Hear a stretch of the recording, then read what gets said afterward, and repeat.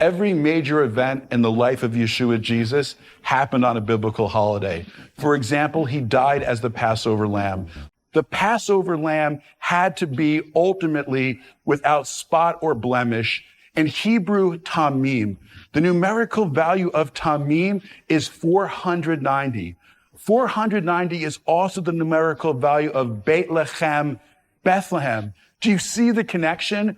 Ultimately, it points to Messiah Yeshua, Jesus, who was the spotless, blameless Passover lamb 490, who was born in Bethlehem 490 to give his life for us so that we might be redeemed by his blood, just like the children of Israel were spared in Egypt.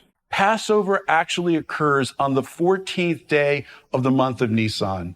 As we've shared before, Hebrew is alphanumeric. You write letters with numbers. The way you write 14 in Hebrew is Yud Dalid. Those two letters literally spell Yad, which means hand. God redeemed the children of Israel on the 14th day of the month of Nisan because he was demonstrating his mighty hand of redemption as he promised, I will take you out of Egypt with a Yad Hazakah, with a mighty hand and a Zeroah Netiyah and an outstretched arm. But this ties directly to Messiah Yeshua, who had his hands pierced at the Passover. In John chapter 10, Yeshua says this, my sheep hear my voice. I give them eternal life, and no one can snatch them out of my hand.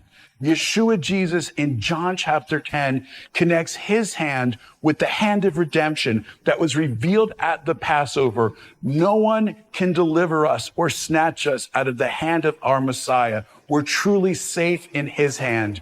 While in Egypt, God told the children of Israel to put the blood on the doorposts of their home so that when he saw the blood, he would pass over and death would not come to the firstborn. The blood on the doorposts of their homes actually formed a Hebrew letter.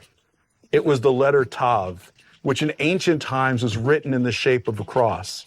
So what's become the symbol of Christianity, the cross, actually started out as a Jewish symbol. The letter Tav is also in Jewish thought the sign and seal of ownership. Horses and camels in ancient times had a cross written on them to show that they were owned and that they were not wild. This makes perfect sense why that was the blood seal on the doorposts of the home, because the children of Israel had been owned for hundreds of years by Pharaoh and the Egyptians, and their ownership was being transferred. They were now going to belong to the Lord. In the New Testament, the idea of redemption literally means to buy a slave off the auction block. And we also read the verse, you have been bought and paid for a price, therefore glorify God in your body. The wages of sin is death.